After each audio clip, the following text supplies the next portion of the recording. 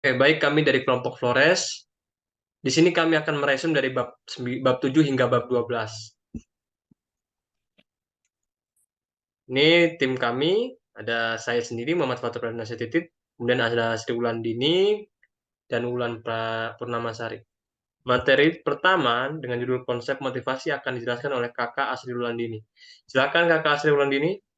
Motivasi adalah proses yang menjelaskan mengenai kekuatan, arah, dan ketekunan seseorang dalam upaya untuk mencapai tujuan. Motivasi para pekerja merupakan salah satu aspek terpenting yang paling menantang dari aspek manajemen. Menurut Abraham Maslow, seorang psikolog, bahwa motivasi merupakan fungsi dari 5 kebutuhan dasar, yaitu fisiologis, kebutuhan yang sangat mendasar, keamanan, meliputi kebutuhan rasa aman dari kekuatan fisik dan psikis, sosial, keinginan untuk dicintai dan mencintai, penghargaan, kebutuhan akan reputasi, prestisi, pengakuan dari orang lain, serta aktualisasi diri, keinginan untuk memenuhi ambisi pribadi untuk menjadi yang terbaik semampu dirinya. Pendekatan terhadap rancangan kerja. Yang pertama ada pendekatan mekanistik, diambil dari penelitian dalam teknik mesin industri, manajemen ilmiah, dan sangat dipengaruhi oleh karya Frederick Taylor. Kedua, ada pendekatan motivasional pada rancangan kerja mencoba untuk meningkatkan keefektifan dan reaksi sikap. Ketiga, ada pendekatan biologis pada rancangan kerja didasari oleh penelitian biomekanik, fisika, dan ergonomi. Dan yang terakhir ada pendekatan gerak perseptual. Pendekatan ini muncul dari penelitian yang memeriksa rekayasa faktor manusia, keterampilan perseptual dan kognitif, serta pemrosesan informasi. Kemudian ada bab 8 di sini, tetap dibahas oleh Kakak Sri Wulandini tentang motivasi dari konsep menjadi harapan. Silakan. Seseorang yang mempunyai motivasi berarti ia telah mempunyai kekuatan untuk memperoleh kesuksesan dalam kehidupan. Dikembangkan oleh Jerry Richard Hackman dan Greg Oldham, model karakteristik pekerjaan mengatakan bahwa kita dapat menggambarkan untuk pekerjaan dalam bentuk 5 dimensi utama pekerjaan, yaitu keahlian yang bervariasi, identitas tugas, signifikan tugas, kemandirian, dan umpan balik. Cara untuk menempatkan JCM ke dalam praktek untuk membuat pekerjaan menjadi lebih motivasi adalah rotasi pekerjaan dan pengayaan pekerjaan. Selanjutnya ada alternatif pengaturan kerja. Ada flex time, jam kerja yang fleksibel, pembagian kerja, menarik talenta lebih dari satu individu, dan yang terakhir ada bekerja jarak jauh, mendekati pekerjaan ideal bagi banyak orang. Kemudian di sini ada bab 9, perilaku organisasi dari dasar-dasar perilaku kelompok akan dipresentasikan oleh Kakak Wulan Purnamasari. Silakan. Jadi di sini ada definisi kelompok. Menurut Robin, 1996, kelompok adalah dua individu atau lebih yang saling berinteraksi dan bergantung satu sama lain untuk mencapai tujuan tertentu. Kelompok dalam organisasi bisa terbentuk secara sengaja melalui perencanaan manajemen atau secara tidak sengaja melalui proses sosial dan organisasi informal. Tahap-tahap perkembangan kelompok. Yang pertama, tahap pembentukan atau forming, tahap timbulnya konflik atau storming. Yang ketiga, ada tahap normalisasi atau norming, yang keempat tahap berkinerja atau performing, tahap pembubaran atau adjourning. Kesimpulan, perilaku kelompok dalam suatu organisasi dipengaruhi oleh struktur sosial dan norma yang ada dalam kelompok tersebut. Karakteristik individu dalam kelompok seperti kemampuan, kepercayaan pribadi, penghargaan kebutuhan, dan pengalaman masa lalu juga mempengaruhi dinamika kelompok. Terbentuknya kelompok bisa dipengaruhi oleh faktor-faktor seperti kedekatan ruang kerja atau tempat tinggal, serta alasan-alasan praktis lainnya dalam kelompok yang sebenarnya. Anggota mempertimbangkan kepentingan diri sendiri namun juga saling bergantung satu sama lain untuk mencapai tujuan bersama. Interaksi antar anggota kelompok terjadi secara teratur untuk mendukung pencapaian tujuan dalam jangka waktu tertentu. Dengan pemahaman akan dinamika dan faktor-faktor yang mempengaruhi kelompok penting bagi pemimpin atau manajer untuk memahami dan mengelola kelompok dengan baik guna mencapai efektivitas dan kepuasan kinerja. Kemudian selanjutnya ada dari bab 10 dengan tema memahami kerja tim dan akan tetap dibahas oleh Kakak Wulan Purnamasari. Pengertian tim kerja atau work team adalah kelompok yang memiliki upaya individu yang menghasilkan kinerja yang lebih besar pada jumlah input individu. Tim kerja mencapai sinergi positif melalui upaya yang terkoordinasi. Dalam tim kinerja, upaya individu saling melengkapi dan menghasilkan level kinerja yang lebih tinggi daripada jika dilakukan secara individu.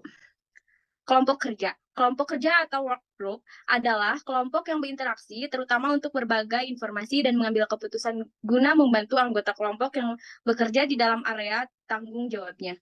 Kelompok kerja tidak terlibat dalam kerja kolektif yang diperlukan untuk usaha gabungan. Kinerja kelompok kerja hanya merupakan hasil dari kontribusi individu dari anggota kelompok. Tanpa adanya sinergi positif yang dapat menciptakan tingkat kinerja keseluruhan yang lebih besar dari jumlah inputnya. Di sini ada faktor-faktor yang menentukan apakah tim dapat berhasil atau tidak. Yang pertama, sumber daya yang memadai, kepemimpinan yang efektif dan terstruktur, iklim kepercayaan, evaluasi kinerja individu, dan sistem pemberian imbalan.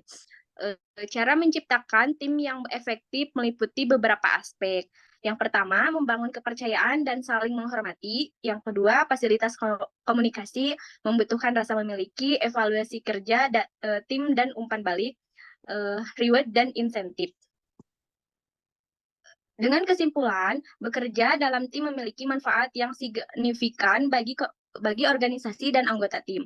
Hal ini termasuk perubahan perilaku, peningkatan kualitas kerja, produktivitas, kemajuan organisasi, serta pengembangan pribadi. Untuk mencapai tim kreatif, diperlukan faktor seperti sumber daya manusia yang memadai, kepemimpinan yang mendukung, suasana kepercayaan, evaluasi kinerja yang tepat, komposisi tim yang beragam, ukuran tim yang sesuai, dan fleksibilitas anggota lain. Penting juga untuk membangun budaya kolaboratif, kemampuan yang efektif, serta memahami peran dan kontribusi masing-masing anggota tim. Dalam dunia kerja yang kompleks, bekerja dalam tim efektif menjadi semakin penting untuk mencapai hasil yang baik. Baik, selanjutnya bab 11 akan dipresentasikan oleh saya sendiri dengan judul tema komunikasi. Pengertian komunikasi. Komunikasi adalah suatu aktivitas penyampaian informasi, baik itu pesan, ide, atau gagasan dari satu pihak ke pihak lainnya. Biasanya aktivitas komunikasi ini dilakukan secara verbal atau lisan sehingga memudahkan kedua belah pihak untuk saling mengerti. Kemudian ada mode komunikasi, terdiri dari banyak ya. Yang pertama ada komunikasi lisan, rapat, video conferencing, kemudian ada telepon, surat, PowerPoint, media sosial, dan sebagainya. Kemudian hambatan-hambatan pada komunikasi yang efektif. Ada penyaringan, pemilihan resepsi, informasi yang berlebihan, emosi, bahasa, keheningan, kekhawatiran komunikasi, pedoman budaya, dan konteks budaya. Nah, untuk kesimpulannya sendiri, dari pembahasan di atas dapat disimpulkan bahwa komunikasi organisasi adalah suatu perilaku yang dilakukan di dalam organisasi untuk pertukaran informasi seperti pengiriman dan penerimaan pesan di antara orang-orang yang berada di dalam organisasi. Terdapat beberapa arah dalam komunikasi organisasi, yaitu komunikasi arah ke atas dan ke bawah. Dan ada literal yang membedakan cara berkomunikasi dalam satu organisasi. Dalam organisasi terdapat juga jaringan kelompok kecil yang formal dan kabar selentingan. Metode dalam komunikasi dibedakan menjadi dua, yakni komunikasi formal dan komunikasi informal. Pemilihan metode pun dilakukan dengan sangat hati-hati sehingga tidak terjadinya kesalahpahaman yang menyebabkan terjadinya miscommunication. Di dalam satu organisasi tentunya terdapat berbagai budaya yang berbeda. Oleh karena itu, kita harus saling menghargai satu perbedaan dengan yang lainnya sehingga tidak terjadi perdebatan. Kemudian ada bab 12 yang bertemakan kepemimpinan.